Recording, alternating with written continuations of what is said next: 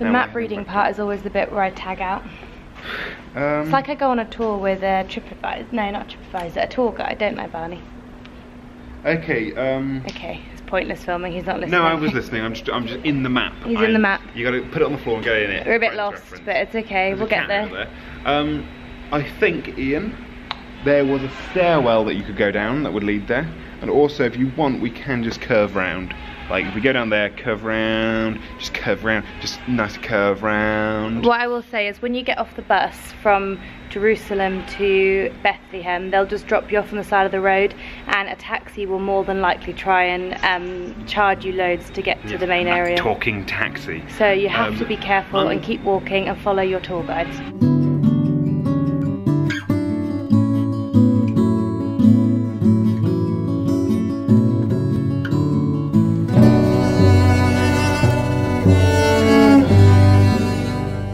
B4, you've already pressed it. We've potentially found the bus now to Jericho, but it says it's taxi services, so I mean, we're still up in the air if we're even going to make it. It's real suspense in this video.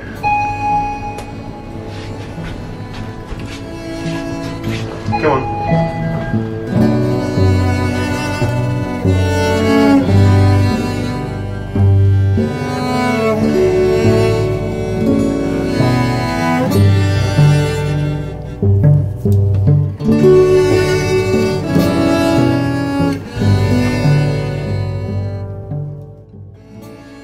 Out of the taxi, there's not really that much to look around here. You're just literally yawning whilst trying to talk about.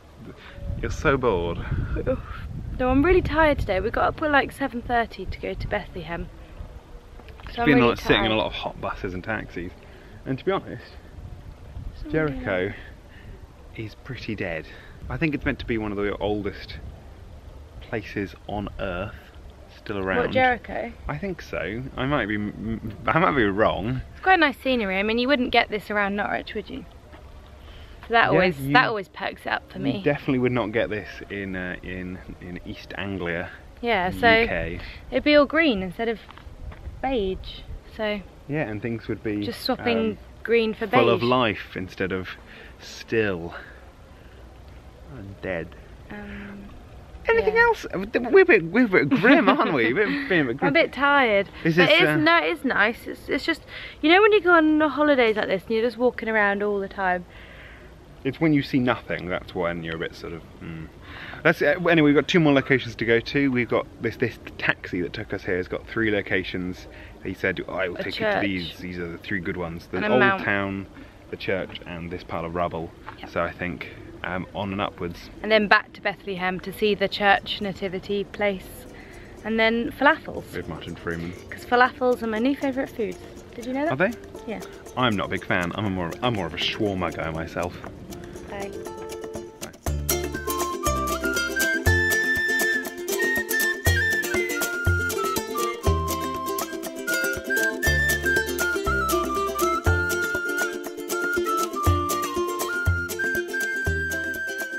So now we're just on a cable car, and we paid even more for this one. And if you look down, which I've made the mistake of doing, you know when there's building work and there's like those iron poles coming out of concrete. There's loads of those below, like what you'd fall on in Final Destination. Instead of filming you, I'm going to film what we paid to see. Okay. It's also not scary, that's the other thing. Are you scared of heights? Yes, no. I'm in a cable car. Yeah, not to be offensive, it's Jericho's cable car, so let's take that with a pinch of salt. It's basically a handbag on a wire. Shush, just film. Okay. If we did fall, wouldn't necessarily die either. Because we've got a bit of protection. Yeah, you hit the roof of your head first, your cranium gets fucked. Would you not die if you fell from this? Let's find out. Ooh, I just don't like noises. While we're up here, I might just quickly say that my brother's been to 101 countries now. No, I haven't. I've only been to 20. He's been to 101. If you want to read more about it, see his blog. I've only been to 15. He's been to 100. What 15? And that's what's inspired us to go away more. Bye. Has it? No, I don't think he's inspired me at all. If I was to say role models, Ian Wise would not be on that list at all. Why have we just stopped? Okay, I take it back. He's my role model. Move.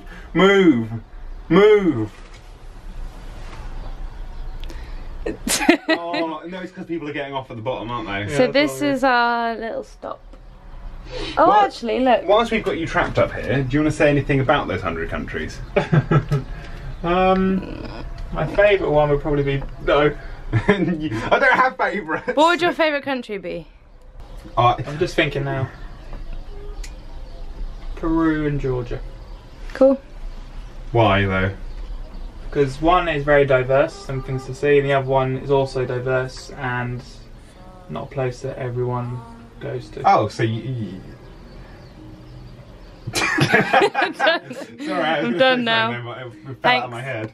Okay, so we'll finish this thing without hopefully falling off, and then we've got one more thing to see in Jericho, and then we're going back to Bethlehem. I don't like being surrounded by loads of these cable cars. There's about 5 of them behind me. I'm not quite keen on that. So she pulls me through the warm inside, my fingers in her hand, through an altered yard.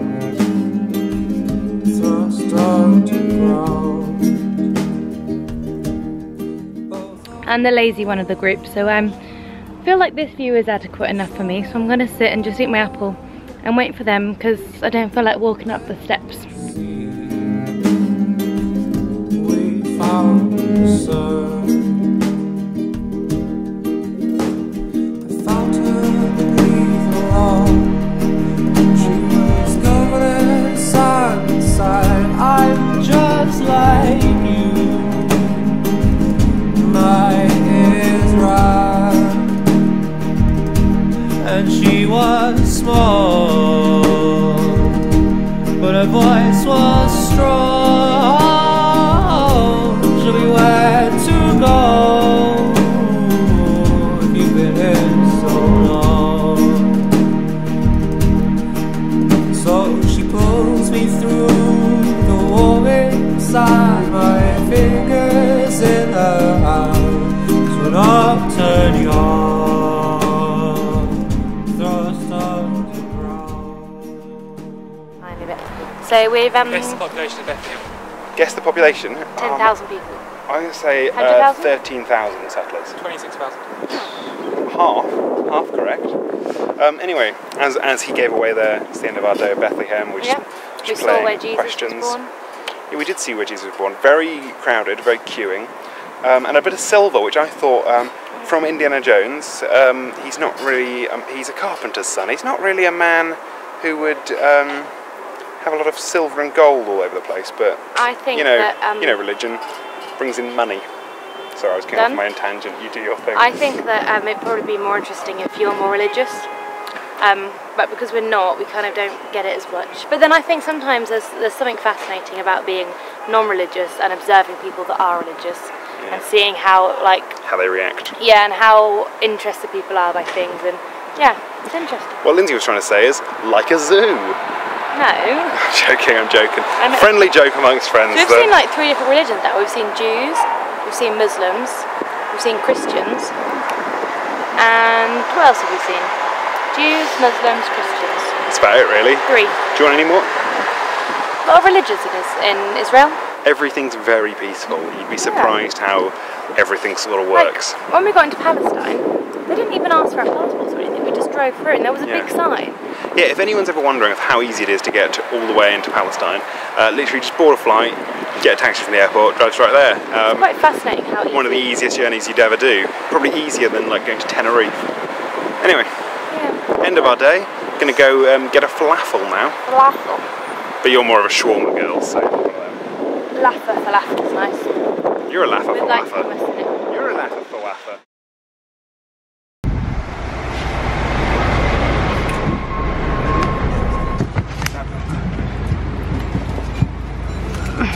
Hello. Oh, leaving Jerusalem finally. Going all the way to Tel Aviv to finish our diversity tour. Is that what you call it? Religious tour. Yeah. Yeah, so we're ending in, apparently it's the city of sin though. You are insulting so many of my close sinners. Okay, so you take that back. Also, I nearly trapped Robin out of the tube. Yeah, everyone left me. I was on the other side of the road. They all got in the tube, and then Lindsay had her back to the door as it was closing. I got my fingers in. Right now I'm just milking that. Train. Anyway, let's just. I love it when you get on a bus. You look around. Let's just have a nap. Have a quick nap. Rethink, relax, become zen, and cram everything into 2 hours. Get to Tel Aviv and film as much as we can in 2 hours, and then conclude what we thought of the place. Yeah, we've got about 2 or 3 hours, but we've got to get to the airport 3 hours before.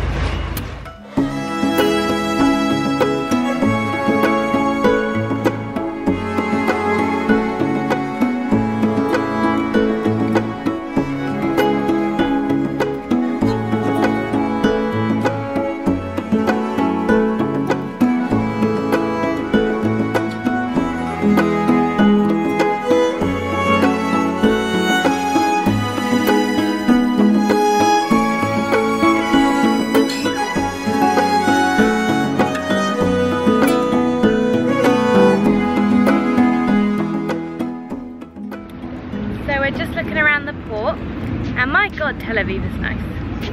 Tel Aviv is nice. My god. Oh, I'm getting camera shy again. So this is quite a nice port. Yeah, Lindsay's favourite ports are Port of Rotterdam. Shall I do my port? Portsmouth. Yeah, that's an Ian joke there, in case it wasn't in the audio. Shall I do my port thoughts? Port thoughts? Yeah. Yeah. Okay. Port thought number 1. Port Vale. What? Port Vale. Port thought I'm just going to keep repeating Ian's jokes, even if the audio can be heard. Port thought number 1 is the city. This reminds me a bit of Paphos in Cyprus. Oh, been travelling? Boasting? That's not what I meant. Number 2, I'm in love with the sun, so I could just lay like this for ages.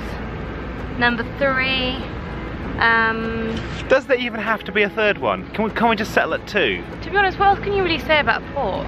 I know, I mean Tel Aviv's nice, but it's sort of too making nice. Me miss the summer. Can we stay here? No, we have to go home. I love the smell as well. We have to go home now.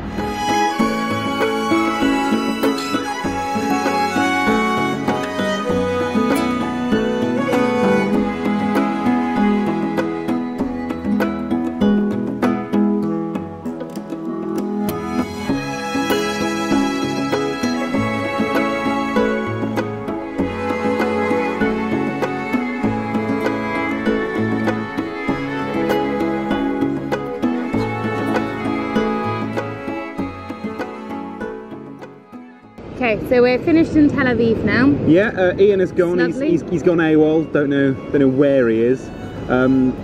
He's probably at his 102nd country. 103rd.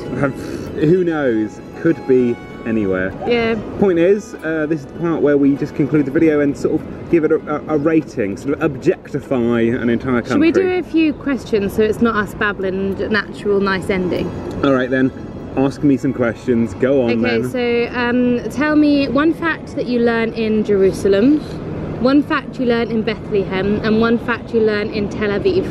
Okay, Tel Aviv has got loads of German architecture. Jerusalem is really full of Hasidic Jews, and Bethlehem is where baby Jesus might have been born. Oh, I was going to use that one. Yeah, well, I'm not going to ask you any questions. My facts were that Tel Aviv was only built in 1906, so it's more of a modern place, but there's also the old city and the sea. So if you want to come here for a beachy holiday but also want to look around the old city, it's really interesting. Jerusalem. You really have to have these ready, like, so they're really snappy. So you're out.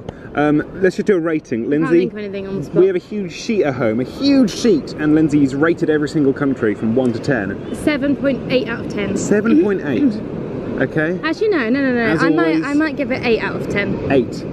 Okay. Yeah. And I think 8 out of 10 is a good rating because there's a lot of history and culture, religion, and also most places have history. You have the benefit of the warmth. and the sea nearby, and yeah, so I'd reckon that's a good rating. That's it. I think we should just all separate now and go our own ways. Definitely come here. It's not as unsafe as people think. Yeah, it's nice. I've got to mention that if anyone is interested in hearing about all the 100 countries that my brother Ian has been on, he has written a blog and he's slated us in it. He's written a blog about the last 4, so he's really... So, I would highly recommend reading it because it's really funny and it gives you a nice interpretation of all the places you've been to. Bit of family promotion there. We're all the travelling buddies. Anyway, let's go now. I'm gonna get a flight 3 hours before. Yeah.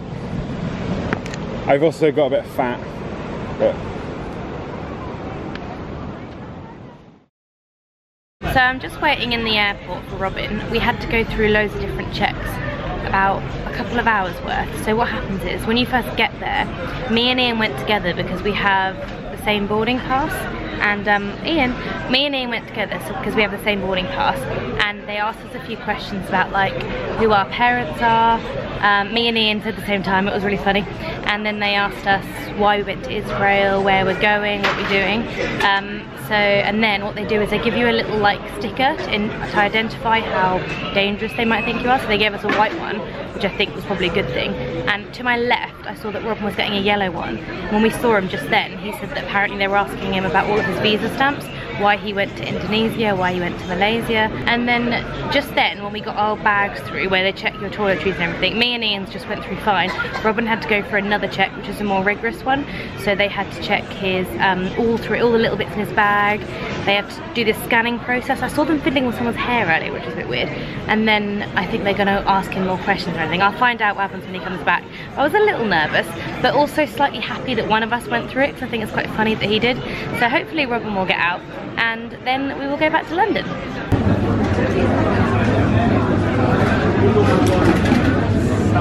Our chat guys, I'm an extreme threat. What did you It's the exact same as what you guys did. It's more thorough. But yeah, they like sample everything. Everything was swabbed, and it was slower because there was less people. Why did you not go through the bit second that you sort of walked through? That end bit was in case you had anything on you, which was a bit sort of like slightly suspect. Luckily, they didn't go through my underwear. Very smelly. That's a level 5 pair of pants there. Should we get food then and then go? So did they ask you a question?